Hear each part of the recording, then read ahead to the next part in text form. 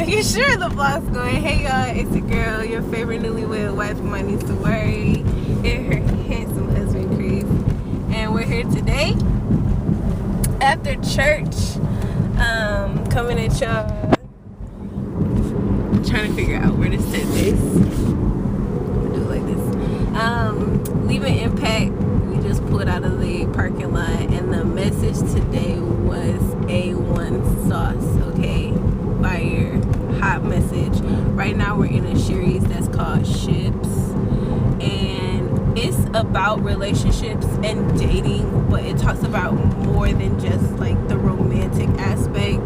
So last week we talked about parental relationships between loved ones, family members, the relationships to board and the relationships to abandon or to dock. And so today we talked and we really dove in with Pastor Sean, our campus pastor, on dating. And so I want to just give like some recap nuggets that I thought were interesting, and I want Chris to talk about whatever really resonated with him in the message. And of course, as always, we'll link the message below so that you can watch it and let us know what resonated with you. But I'll say the main thing that resonated for me from the message, he said quite a few things, and I won't pull out my notes on this because you guys are going to have access to the notes that I put together for the church in a prisoner newsletter to come. So won't be reading from the notes. I just want to give y'all what's in the dome. And so what really resonated with me was when he was saying that you have to have an attitude with dating. Like when you're a Christian, you're not just looking for a date, you're looking for a mate. So as you are meeting new people and navigating different types of relationships, always in the back of your mind is the end goal, growing in Christ with someone and uniting with them in marriage. And if at any point in the dating process that is not the shared goal, then it's time to move forward towards that goal or move on completely. And I really like the way he said that, because when I was dating people, he had criteria. So you're also always dating with criteria. Like there's a way of the world with dating, and he talked about the definition of dating in the world. You know, and it wasn't hanging out with someone, but like going out with people for like romantic or sexual interest.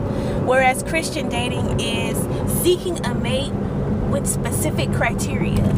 And not even having that language in my head while I was dating, that was exactly what I was doing. Like it was always the end game is marriage for me. And I probably was like one of those like girls that was like, oh, all she want to do is get married. She's not really trying to have fun. I was fun. You can ask Chris. I was fun. He hesitated, but it's okay. Oh no, I was sure. He's driving. He's about to turn left. We had that shared understanding of like this is more than just seeking out a date. The event of just a date. You might be able to squeeze in there. Oh, that's too bad. So that was something that really resonated with me. And yeah. No parking in the driveway. Isn't that what a driveway's for? That's true. Well, it's for driving the way. Technically, a driveway should be called a parkway if they really wanted it to be accurate.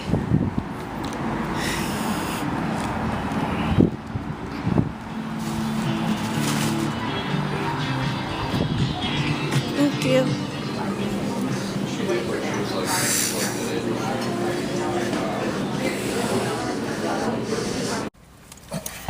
We got our goodies. So I just got the regular lemonade mixed with a little bit of their mint strawberry lemonade. I missed their like papaya lemonades. They had so many different lemonades before they started the charged lemonade series.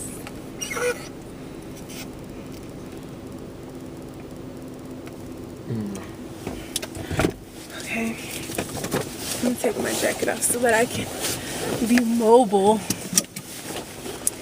And now we get the honor and the pleasure of hearing Chris's takeaways from today. Put my seatbelt on. Some of the stuff he said, I think it was my mom got my baby here, that also told me, like, you know, date with, you should date as if you're looking for your wife. So, like, I always thought about that.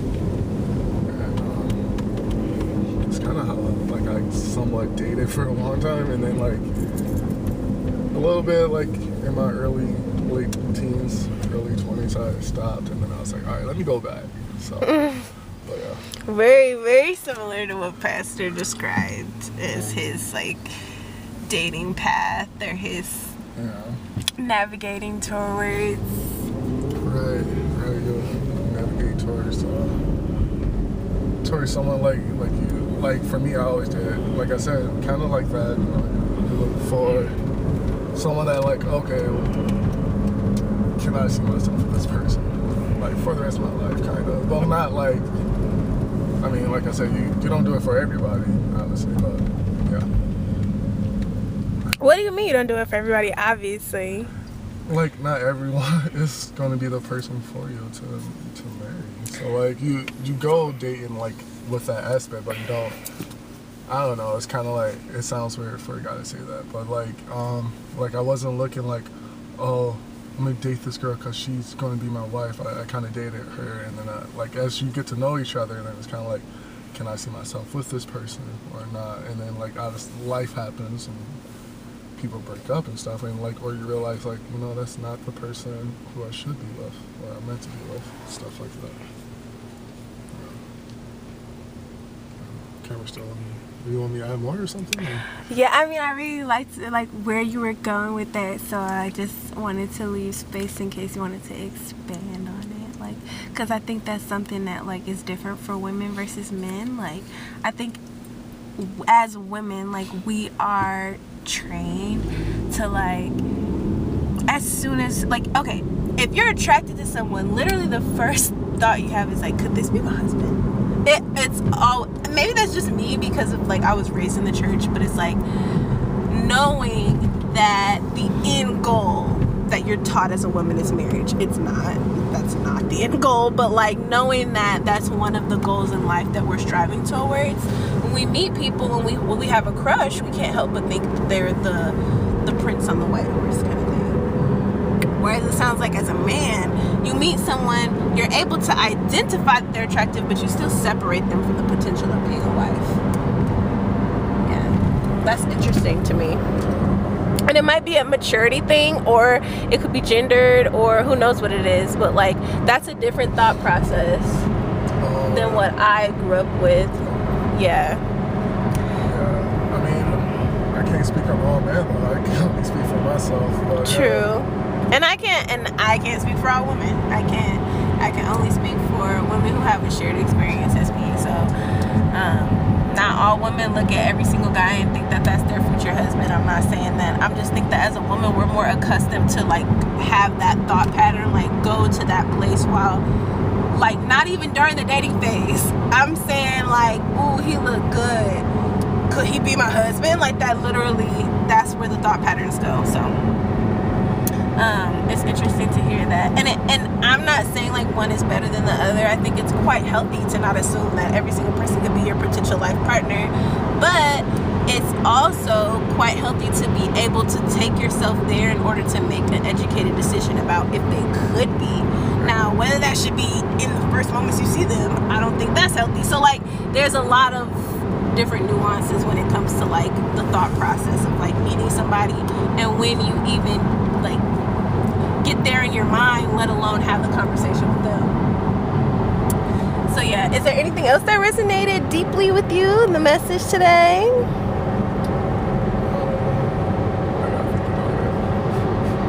I think this was such a juicy one, y'all. It was such a juicy one. Pastor shared a lot of his own personal experience, and he shared some photos that I had never even seen. Gee, Glorified God Youth Church, if y'all are alumni, then you know I was pastored under Pastor John first, and then later in my high school years they transitioned to Pastor Sean. So I had the opportunity to be pastored under both of those, and before my graduation I even got a little dip into Pastor Hopkins. So if y'all really was with Word of Faith G5G Church, y'all would know.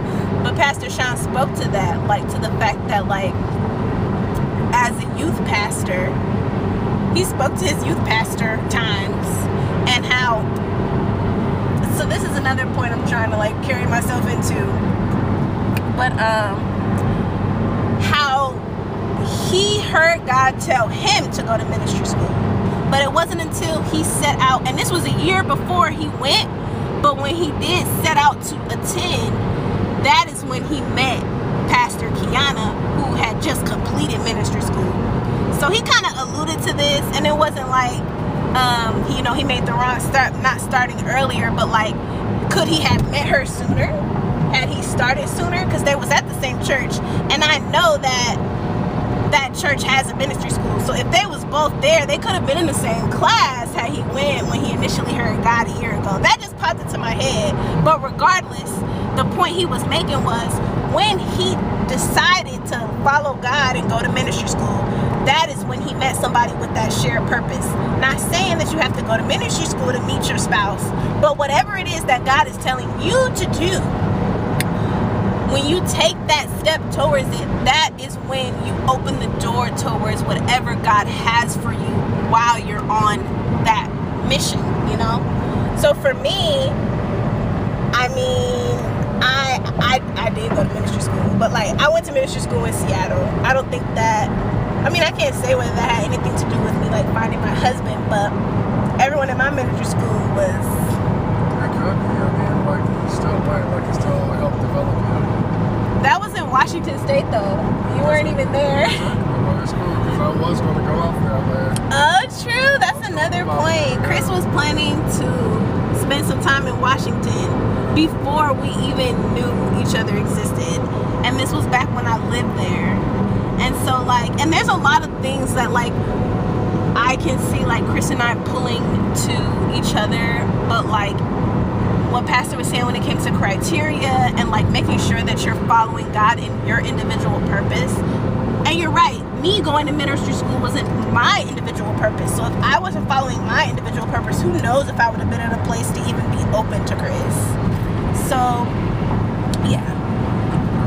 Yeah, that just reminded me. I know I wasn't like initially. So yeah, like what Sean was talking about, Pastor Sean, is so you gotta get right with yourself, like fill that void. Mm-hmm. Like I did kind of have a void too, and like it was I think everyone has a void. Everyone has a void. How do you fill it is your choice, but exactly. It's there. Right. So like I used to spend a lot of time meditating, and I took a lot of years off of that too. And then like before I met you, I went back to meditating, and then like all that good stuff with make sure I find myself and God, because like that was kind of like a thing too. It's like, and my mom was kind of happy about this, but like at some point I was like, I was trying to go back to church, and I was like looking for one, and I was like couldn't find the right one, and I was like, help me find like some chick or a woman, like I should say, not, but like who was like closer to God than I was. You wanted a Bible thumper. Well, a holy roller. I guess. Right, so yeah. That is amazing. Keep going. Yeah, then I was like, but I had to refine myself first before I could find her, which what I was trying to get at. I love that.